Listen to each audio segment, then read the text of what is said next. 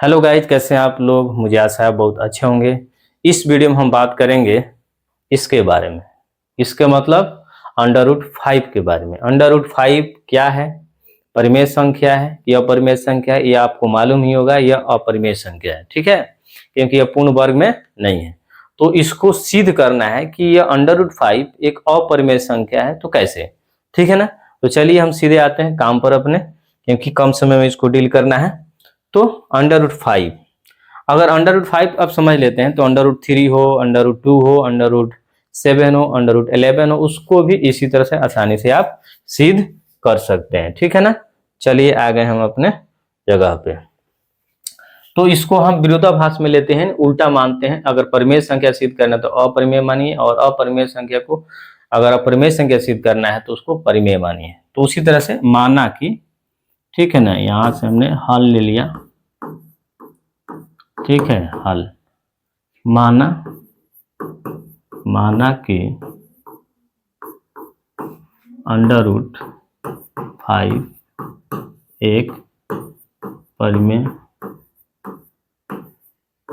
संख्या। ठीक है, मान लिया कि अंडर रूट 5 एक अपरिमेय संख्या है। तो अंडर रूट 5 बराबर क्या हो जाएगा मालूम है, P by Q. P by Q हो जाएगा। यानी अपरिमेय संख्या का मतलब है कि वो बाटा के फॉर्म में होगा। सॉरी, परिमेय संख्या का मतलब है कि वो बाटा के फॉर्म में होगा। 3/7 हो, 11/13 हो, यह सभी के सभी क्या है, परिमेय संख्या है। और इस तरह का जब भी होता है ना, तो यह इसका मालूम है, इसका दोनों का भाग करने वाला सिर्फ एक होगा। इस दोनों को भी भाग करने वाला सिर्फ एक होगा। इस दोनों को भी भाग करने वाला सिर्फ एक होगा। यानी इस दोनों का HCF हम जब निकालेंगे तो 1 होगा। यहां से एक चीज समझ कर आता है, इसको थोड़ा हम लिख देते हैं, उसके बाद हम आपको बताते हैं। P व तथा Q अभाज्य संख्या है तथा Q बराबर नहीं है 0। ठीक है, Q बराबर नहीं है 0। बात समझ गए ना। तो अब यहां से आपको हम समझाते हैं, P तथा Q सअभाज्य संख्याएं हैं। तो P तथा Q सअभाज्य संख्या क्या होता है, इसको समझना जरूरी है। जिस दोनों संख्या को भाग करने वाला सिर्फ एक हो, वही सअभाज्य संख्या होता है। जैसे 1 और 2 को अलग अलग भाग मारे तो 1 से कटेगा, और 2 भी 1 से कटेगा, 3 भी 1 से कटेगा, 7 भी 1 से कटेगा, 11 भी 1 से कटेगा, 13 भी 1 से कटेगा। ठीक है, एक के सिवाय कोई और संख्या नहीं इस दोनों को काट दे। ठीक है ना, सीधा सीधा HCF 1 होगा दोनों संख्या का, या अपने आप से कटेगा और 1 से कटेगा बारी बारी से। ठीक है, उस संख्या को हम कहते हैं सअभाज्य संख्या। तो अगर अंडर रूट 5 एक परिमेय संख्या है तो P बाई क्यू के रूप में होगा, और उसका जो गुणनखंड होगा वह स्वयं होगा और 1 होगा। स्वयं और 1 के अलावा कोई और नहीं होगा। ठीक है ना। चलिए बात करते हैं, अब देखते हैं दोनों तरफ, इसमें हम लिखेंगे दोनों। ठीक है, दोनों तरफ वर्ग करने पर, दोनों तरफ वर्ग करने पर, तो वर्ग करेंगे तो अंडर रूट 5 का वर्ग इस तरह से लिखेंगे, वर्ग का मतलब स्क्वायर, और P बाई क्यू का वर्ग। ठीक है ना। चलिए इसको हम आगे लेके चलते हैं, कर दिए। अब इसका करेंगे तो आप देखेंगे कि रूट से जो होता है ना, स्क्वायर जो होता है रूट से कट जाता है। ठीक है, तो फिर से यहाँ ब्लैक लेते हैं, सॉरी। चलिए, तो यहाँ क्या बचा 5, और यह वर्ग करेंगे तो P वर्ग हो जाएगा और नीचे Q वर्ग हो जाएगा। कोई दिक्कत एकदम नहीं है।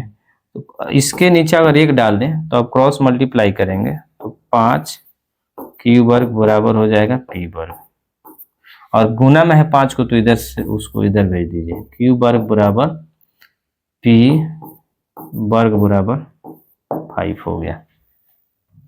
ठीक है, इसको हम फिर से सॉल्व करके आपको दिखाएंगे। तो Q वर्ग बराबर P वर्ग बटा 5 आ गया।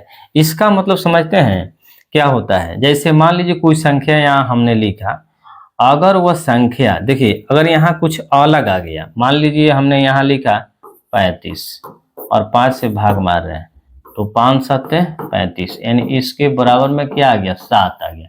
तो देखिए 35 कोई ए है संख्या और 5 कोई बी संख्या है और आ गया जो सी है। ये तीनों अलग अलग है कि नहीं, एकदम अलग अलग है। यह दोनों सेम भी हो सकता है, बी और या सी दोनों सेम भी हो सकता है, कोई दिक्कत। जैसे यहाँ 25 रहता है तो 25 यानी नीचे जो बी है यह वाला संख्या और यह 35 है ए वाला संख्या और यहाँ जो आया यह सी है। तो देखिएगा अगर 25 रहता तो 25 5 यहाँ आता तो यह दोनों बी और सी सेम हो जाता है, तो इससे कोई दिक्कत नहीं है। तो कहने का मतलब है अगर संख्या किसी संख्या को हम भाग मार रहे हैं किसी भी संख्या से, यहाँ 5 से मार रहे हैं, तो एक नया संख्या आ गया, एक नया संख्या आ गया, इसका मतलब है वह संख्या 5 से विभाजित है, एकदम श्योर है। अगर हम किसी दो संख्या को आपस में भाग मारे और तीसरी संख्या एक आ जाए उस दोनों को छोड़कर, या नीचे वाला आ जाए सेम, तो वो संख्या समझ लीजिए 5 से विभाजित है, तभी तो आ रहा है तीसरा संख्या। तो उसी तरह से ए जो है बी से विभाजित, तभी तो सी आया है, ठीक है ना। सी अगर अलग है तभी तो आया है, या बी के बराबर भी हो सकता था, कोई दिक्कत नहीं है। यानी कहने का मतलब है पी वर्ग 5 से विभाजित है तभी तो क्यू वर्ग आया है, ठीक है। तो हम लिखेंगे पी वर्ग 5 से विभाजित है, तो P भी 5 से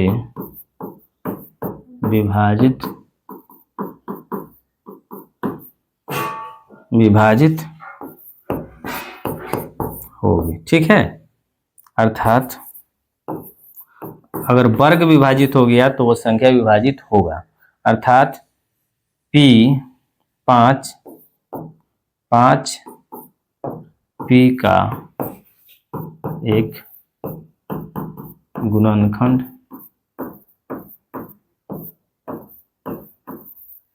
है, ठीक है। और इसको हम समीकरण मान लेते हैं, समीकरण 1, ठीक है। समीकरण 1 मान लिया। P वर्ग 5 से विभाजित है तो P भी 5 से विभाजित होगा, अर्थात 5 P का एक गुणनखंड है, ठीक है ना। यानी वर्ग अगर 5 से विभाजित है तो P भी 5 से विभाजित होगा, इसका मतलब P में 5 छुपा हुआ है, P में 5 छुपा हुआ है, इसका मतलब है कि P का गुणनखंड 5 है, ठीक है। चलिए अब हम लेते हैं फिर, अब हम इस P को जगह पर हम मानते हैं कि माना कि यहाँ से फिर एक हम एजम्पशन करते हैं, माना कि P बराबर 5m हमने ले लिया। अब समझिए ना कहने का मतलब क्या है। यानी P अगर कोई संख्या है, अगर वह 5 से विभाजित है तो 5 गुने कुछ होगा। मान लीजिए अगर इस संख्या 5 अगर रहता है तो 5 से भागा मारेंगे तो 1 आएगा ना जी। इसका मतलब है 5 गुने 1 है ना, तो इस 5 तो 5 है ही है यहाँ, और 1 के जगह पर हमने मान लिया m है, ठीक है ना, कोई दिक्कत नहीं होना चाहिए। चलिए तो अब क्या करें, P का मान समीकरण 1 में रखने पर, समीकरण 1 आप सामने देख रहे हैं कि Q वर्ग बराबर है P वर्ग बटे में 5, ठीक है। अब P का मान रखें, P बराबर 5m हमने ले लिया है, तो यहाँ से आप देखेंगे Q वर्ग, अब P के जगह पर 5m हमने ले लिया, तो 5m का वर्ग और बाटा में 5, ठीक है। इसको अगर आप हम ऐसे करें तो यह हो जाएगा 25m वर्ग और बाटा में 5 से कटाएंगे तो ये 5 मरतबे, इसका मतलब है क्या आ गया 5m वर्ग आ गया, कोई दिक्कत नहीं होना चाहिए। चलिए Q इज इक्वल आ गया 5m वर्ग, ठीक है, कोई दिक्कत नहीं। 5 को गुना में लीजिए इधर, या आप 5 को इधर लेंगे तो क्या बचेगा, Q वर्ग बटे में 5, इधर बच गया m स्क्वायर। या आप ऐसे भी तो लिख सकते हैं एम स्क्वायर बराबर क्यू वर्ग बटा 5, कोई दिक्कत नहीं है, यानी इधर लिखे चाहे उधर लिखे बात तो वही है। ठीक है, तो अब यहां से हम समझेंगे, ठीक है ना, हम लोग यहां से समझेंगे, यहां से समझेंगे हम लोग। ठीक है, रेड है थोड़ा, देख लीजिएगा। चलिए अब हम देखते हैं कि उसी तरह से कंडीशन यहाँ भी आ गया। आप यहाँ देखिएगा, दोनों को मिलाकर अगर आप देखेंगे तो थोड़ा नीचे हो गया। जैसे यहाँ हम बताए थे ना कि p वर्ग अगर 5 से विभाजित है तो p भी 5 से विभाजित होगा, क्योंकि यहाँ नया संख्या आ रहा है उसके बराबर में। यहाँ भी देखिए वही हाल है, अगर q वर्ग 5 से विभाजित है तो q भी 5 से विभाजित होगा, क्योंकि इसके बराबर में एक नया संख्या है, m जो है नई संख्या है। तो हम लिख सकते हैं ना q वर्ग 5 से विभाजित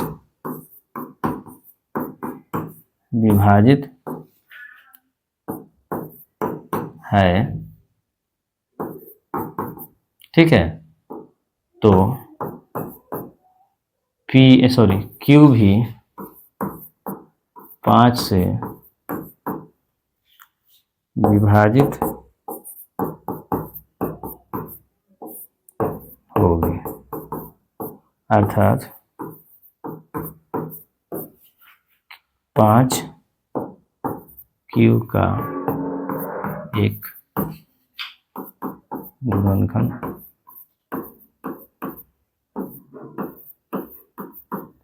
ठीक है, ठीक है, अर्थात 5 q का एक गुणनखंड है।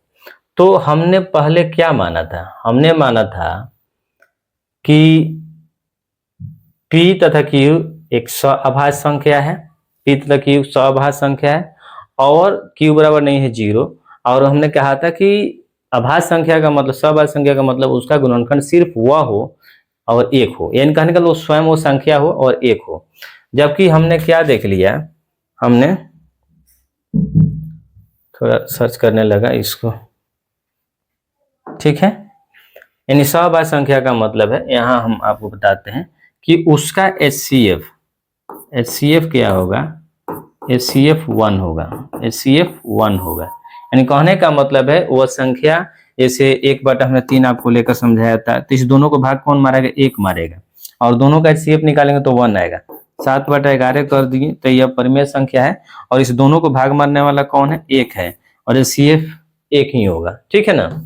और भाग मारने वाला 1 है तो HCF 1 ही होगा, ठीक है। लेकिन हम देख रहे हैं कि p वर्ग भी 5 से विभाजित है, तो p भी 5 से विभाजित, इसका मतलब 5 का गुणनखंड एक यहाँ 5 आ गया, सॉरी p का गुणनखंड 5 है, और q का गुणनखंड भी यहाँ देख रहे हैं कि 5 q का भी गुणनखंड है। इसका मतलब p और q का एक अलग गुणनखंड एक और स्वयं के सिवाय 5 भी है। इसका मतलब यह परिमेय संख्या नहीं है, ठीक है ना। अर्थात हमारी समीकरण 1, या इसको 2 से हम बताते हैं, ठीक है ना, इसको समीकरण हम लिख देते हैं, समीकरण 2। समीकरण 1 व 2 से पता चलता है कि हमारे द्वारा मानी गई कल्पना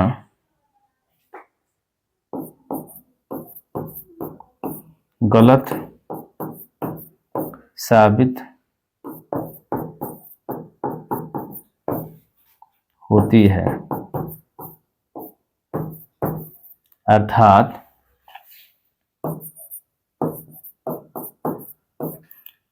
√5 एक अपरिमेय संख्या है, ठीक है ना। इतना बात आपको लिख देना है। इसको मैं छोटा कर देता हूं और आपके सामने मैं यहां से रख देता हूं, आप यहां से देख लीजिए। ठीक है, मेरे ख्याल से आपको वीडियो बहुत अच्छा लगा होगा और आपने दोस्तों तक फैलाइए, उनको भी सीखने का